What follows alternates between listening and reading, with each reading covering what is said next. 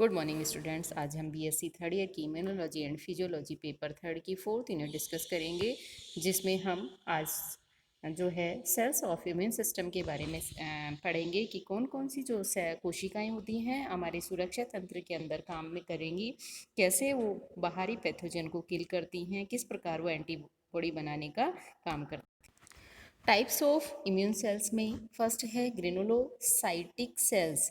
इसको तीन टाइप्स में डिवाइड करते हैं, न्यूट्रोफिल्स, एसिडोफिल्स और बेसोफिल्स। ये जो टाइप है इन सेल्स का, इनकी कोशिकीय आकारिकी और इनके अभिरंजन के आधार पर इनको दिया गया है। नेक्स्ट है mast cells, dendritic cells, lymphoid cells. Lymphoid cell बहुत इंपॉर्टेंट कोशिका होती है, बहुत इंपॉर्टेंट सेल्स होती हैं। इनको भी हमने टू टाइप्स में डिवाइड किया है।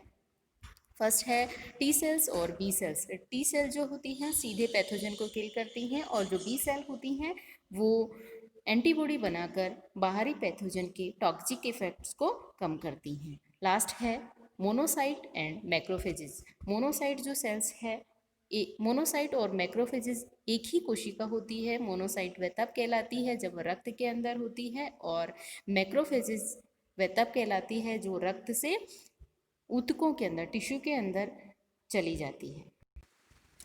ग्रेनुलोसाइटिक सेल्स जो हैं, हमने अभी बात करी, तीन टाइप की होती हैं। granulocyte cells. The granulocyte cells are classified as neutrophils, eosinophils or basophils on the basis of cellular morphology and cytoplasmic staining characteristics, यानी कोशिकीय आकार और कोशिका द्रव्य अभिरंजन के आधार पर हमने इनको तीन भागों में बांटा है। The neutrophils has multilobed nucleus and granulated cytoplasm that stain with both acid and basic dyes. It is often called a polymorphonuclear leukocytes for its multi-lobed nucleus. जो न्यूट्रोफिल है इसमें वो दोनों तरह की डाई ग्रहण करती है, एसिडिक डाई भी और बेसिक डाई भी, और इसको जो नाम दिया गया है PMN, पोलीमोर्फो न्यूक्लियर ल्यूकोसाइट, ये इसके मल्टीलोब्ड न्यूक्लियस के कारण दिया गया है। The eosinophil has bilobed nucleus and granulated cytoplasm that is stained with the acid dye eosin red. जो eosinophil जो कोशिका होती है वो एसिड डाई ग्रहण करने के कारण इसका नाम दिया गया है, और इसका जो केंद्रक होता है वो बाइलोब्ड होता है। The basophil has a lobed nucleus and heavily granulated cytoplasm that is stained with the basic dye methylene blue. जो बेसोफिल कोशिका होती है, इसका जो कोशिका द्रव्य होता है उसमें कणिकाएं अधिक मात्रा में पाई जाती हैं, और यह क्षारीय अभिरंजक ग्रहण करता है। Both neutrophils and eosinophils are phagocytic, यानी जो न्यूट्रोफिल और इयोसिनोफिल जो कोशिका होती है वो फेगोसाइटिक होती है। जैसे कि बाहर से कोई पैथोजन आया तो उसको अपने अंदर, कोशिका के अंदर ग्रहण करके, इंजेस्ट करके और उसको तोड़ फोड़ कर उसका एक्सट्रैक्ट निकाल देती हैं। लेकिन जो बेसोफिल जो सेल्स है वो फेगोसाइटिक नेचर की नहीं होती हैं। ऐसे ही total circulating white blood cells में 50 से 70% जो सेल्स होती हैं वो न्यूट्रोफिल सेल्स होती हैं, और इयोसिनोफिल सेल्स का जो परसेंटेज है वो 1 से 3% होता है। ऐसे ही बेसोफिल जो सेल्स हैं वो मात्र 1% पाई जाती हैं। हम यहाँ पे तीनों सेल्स के डायग्राम्स देख रहे हैं, जिसमें फर्स्ट कॉर्नर पे जो सेल्स है वो है न्यूट्रोफिल। न्यूट्रोफिल में हमने देखा कि इसका जो न्यूक्लियस होता है वो कई लॉब्स में डिवाइडेड होता है। तो हमें यहाँ इसके 3 लॉब्स दिखाई दे रहे हैं, ये 3 से ज़्यादा लॉब्स में भी डिवाइड हो सकता है। इसके अंदर फेगोसोम पाए जाते हैं जो वाइट कलर के हमें दिख रहे हैं। फेगोसोम वो कोशिकांग है जो बाहरी पैथोजन को अपने अंदर ग्रहण कर लेंगी। ऐसे ही इसके कोशिका द्रव्य में बहुत सारी ग्रेनुल्स प्रेजेंट होती हैं। सेकंड जो सेल्स है वो डायग्राम है इयोसिनोफिल का। इयोसिनोफिल का जो न्यूक्लियस होता है वो बाइलोब्ड होता है, और इसके कोशिका द्रव्य के अंदर क्रिस्टलॉइड ग्रेनुल्स प्रेजेंट होती हैं, यानी साइटोप्लाज्म जो है वो कणिका युक्त होता है। थर्ड जो सेल्स जिसका डायग्राम हमें दिखाई दे रहा है वो है बेसोफिल सेल्स। इसके कोशिका द्रव्य में दोनों ऊपर वाली सेल्स की अपेक्षा जो कणिकाओं की संख्या होती है वो अधिक मात्रा में होती है, और इसका न्यूक्लियस जो है वो लोब्स में डिवाइडेड नहीं होता है। अब हम इन्हीं सेल्स को थोड़ा डिटेल में पढ़ते हैं। फर्स्ट में हम देखते हैं न्यूट्रोफिल्स के बारे में।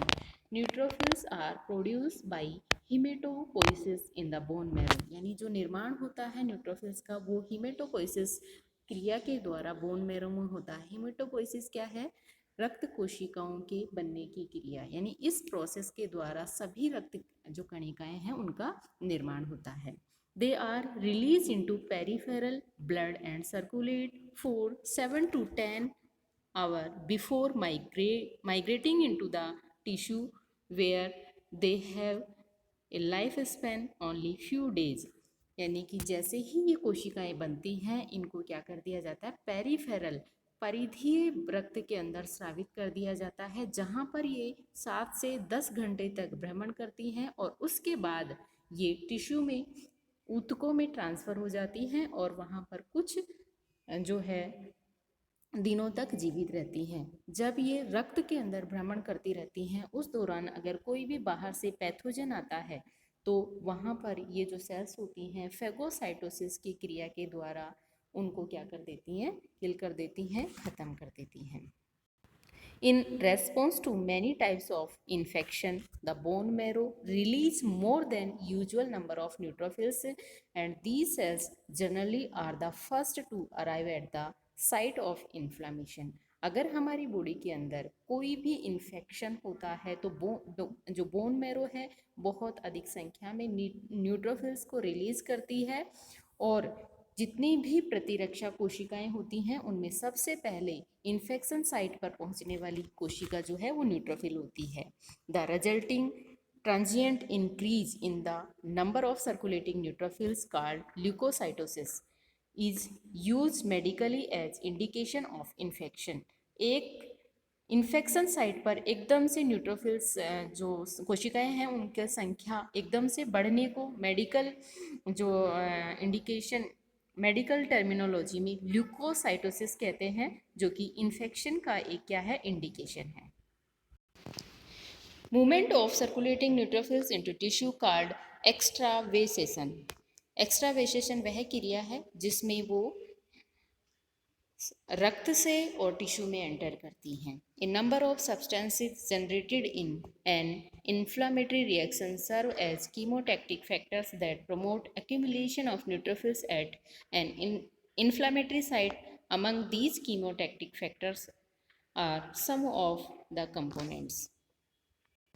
इन्फ्लामेटरी साइट पर जहाँ इन्फेक्शन हो रहा है वहाँ पर जो न्यूट्रोफिल सेल्स हैं वो कुछ केमिकल सब्सटेंसेस या रासायनिक पदार्थों का स्राव करती हैं जो अन्य कोशिकाओं को उस जगह पर आने के लिए इनविटेशन देती हैं, आमंत्रित करती हैं। सेल्स को पता लगता है कि यहाँ पर कोई बाहरी पैथोजन आता है तो बहुत सारी सेल उस दिशा के अंदर आना शुरू कर देती हैं। Neutrophils also employ both oxygen dependent and oxygen independent pathway to generate antimicrobial substances। In addition, neutrophils express higher level of defense than macrophages, यानी जो न्यूट्रोफिल्स होती हैं वो हायर लेवल का डिफेंस हमारी बॉडी को प्रदान करती हैं। सेकेंड सेल है eosinophil. Eosinophil like neutrophils are motile phagocytic cells that can migrate from blood into the tissue space. Their phagocytic role is significantly less important than that of neutrophils, and it is thought that they play a role in the defense against parasite organisms। जो eosinophil कोशिका हैं वो भी phagocytosis जो process है उसमें participate करती हैं, लेकिन न्यूट्रोफिल की अपेक्षा वो कम जो है फेगोसाइटिक प्रोसेस में पार्टिसिपेट कर पाती हैं, कम प्रभावी रह पाती हैं। और ये जो इओसिनोफिल सेल्स हैं वो पैरासाइटिक जो एंटीजेंस हमारी बॉडी के अंदर आती हैं उनके अगेंस्ट हमें डिफेंस जो है प्रदान करती हैं। The secreted content of eosinophil granules may damage the parasite membrane. eosinophil कोशिकाओं के द्वारा जो स्रावी पदार्थ स्रावित होते हैं उनके द्वारा पैरासाइट मेम्ब्रेन जो होती है वो डैमेज हो जाती है। नेक्स्ट ग्रेनुलोसाइट है last basophil. Basophil are non-phagocytic granules that function by releasing pharmacologically active substances from their cytoplasmic granules. These substances play a major role in the certain allergic reaction. Basophil कोशिकाएं हैं, phagocytosis process में participate नहीं करती हैं, लेकिन इनके द्वारा जो पदार्थ स्रावित होते हैं वो एलर्जिक रेस्पॉन्स में काम में आते हैं। नेक्स्ट हम पढ़ेंगे mast cells. Mast cells precursors which are formed in the bone marrow by hematopoiesis are released into blood as differentiated cells. They do not differentiate until they leave the blood and enter the tissue. मास्ट कोशिकाओं का निर्माण भी अस्थि मज्जा में अविभेदित कोशिकाओं के रूप में होता है, लेकिन जब ये कोशिकाएं रक्त से प्रवास करके ऊतकों में चली जाती हैं तो इनमें विभेदन की क्रिया शुरू हो जाती है। Mast cells can be found in wide variety of tissue including the skin, connective tissue of various organs and mucosal epithelial tissue of the respiratory, genitourinary and digestive tracts. ये कोशिकाएं जो होती हैं त्वचा, संयोजी ऊतकों, म्यूकस, एपिथेलियम में पाई जाती हैं। Like circulating basophil, these cells have large number of cytoplasmic granules that contain histamines and other pharmacological active substances. इन कोशिकाओं में भी बेसोफिल की तरह जो कणिकाएं हैं उनकी मात्रा ज़्यादा होती है। Mast cells together with blood, basophil play an important role in development of allergy. Mast cells है जो एलर्जिक डेवलपमेंट में इम्पोर्टेंट रोल निभाती हैं। मास्ट कोशिकाएं बेसोफिल के साथ एलर्जी के विकास में भी महत्वपूर्ण भूमिका निभाती हैं। नेक्स्ट है dendritic cells. Dendritic cells (DC) acquired its name because it is covered with long membrane extensions that resemble the dendritic of nerve cell.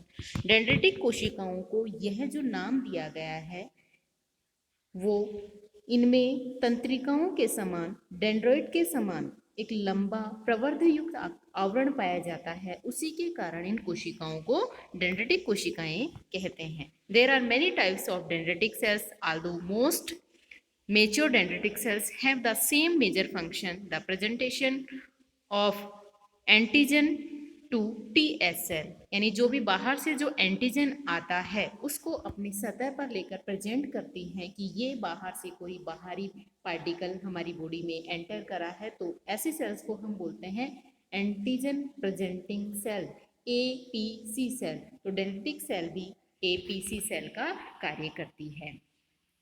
4 type of dendritic cells are known. यहाँ 4 प्रकार की डेंड्रिटिक कोशिकाओं के उदाहरण दिए गए हैं, जैसे Langerhans cells, interstitial dendritic cells, myeloid cells, lymphoid dendritic cells. जो लैंगरहैंस सेल्स है ये त्वचा की एपिडर्मिस और म्यूकस झिल्ली में पाई जाती है। इंटरस्टिशियल डेंड्रिटिक जो सेल्स है ये कोशिकाएं हृदय, लंग्स, लीवर, किडनी और एलिमेंट्री कैनाल में पाई जाती हैं। ऐसे ही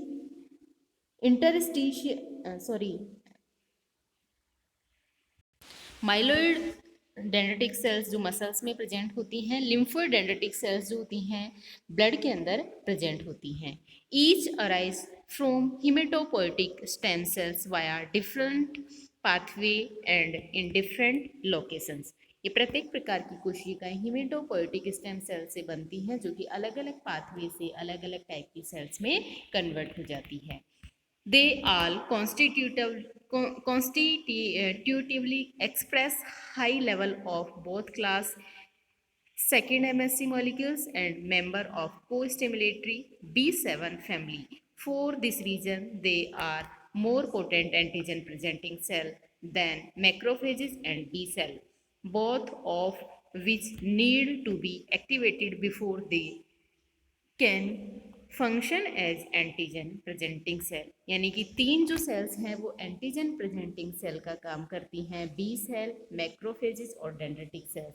लेकिन उनमें से सबसे पावरफुल जो सेल्स है जो एंटीजन प्रेजेंटिंग सेल है वह डेंड्रिटिक सेल्स है, क्योंकि उसकी मेम्ब्रेन पर एक जो है को स्टिमुलेटरी जो एक मॉलिक्यूल है B7 पाया जाता है।